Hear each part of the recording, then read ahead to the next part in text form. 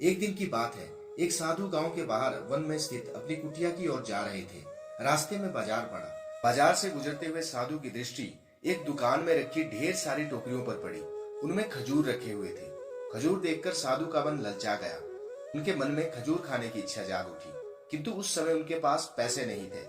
उन्होंने अपनी इच्छाओं पर नियंत्रण रखा और कुटिया में चले गए।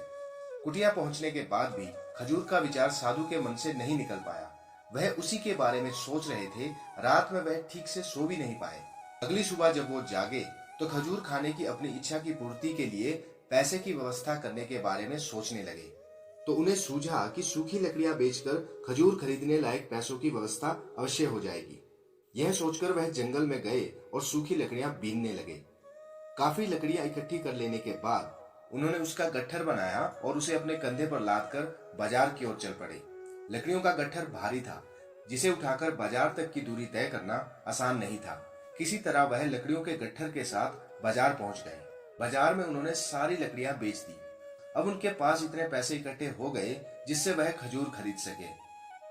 वह बहुत प्रसन्न हुए और खजूर की दुकान में पहुंचे। सारे पैसों से उन्होंने खजूर खरीद लिए और वापस अपनी कुटिया की ओर चल पड़े। कुटिया की ओर जाते जाते उनके मन में विचार आया कि आज मुझे खजूर खाने की इच्छा हुई तो हो सकता है कल किसी और वस्तु की इच्छा हो जाए। कभी नए वस्त्रों की इच्छा जाग जाएगी तो कभी अच्छे घर की, कभी स्त्री और बच्चों की तो कभी धन की। मैं साधु व्यक्ति हूँ, इस तरह से तो मैं इच्छाओं का दास बन जाऊंगा। यह विचार आते ही साधु ने खजूर का विचार त्याग दिया। उस समय उनके पास से एक गरीब व्यक्ति गुजर रहा था। साधु ने उसे बुलाया और सारे खजूर उसे दे दिए। इस तरह उन्होंने स्वयं को इच्छाओं का दास बनने से बचा लिया। यदि हम अपनी हर इच्छाओं के आगे हार जाएंगे तो सदा के लिए अपनी इच्छाओं के दास बन जाएंगे। मन चंचल है, इसमें बहुत सारी इच्छाएं उत्पन्न होती हैं, जो उचित भी हो सकती हैं और अनुचित भी। ऐसे में इच्छाओं पर नियंत्रण रखना आवश्यक है। सोच विचार कर इच्छाओं के आकलन के उपरांत ही उनकी पूर्ति के लिए कदम बढ़ाना चाहिए, तभी जीवन में सफलता प्राप्त होगी। हमें इच्छाओं का दास नहीं बनना है, बल्कि इच्छाओं को अपना दास बनाना है।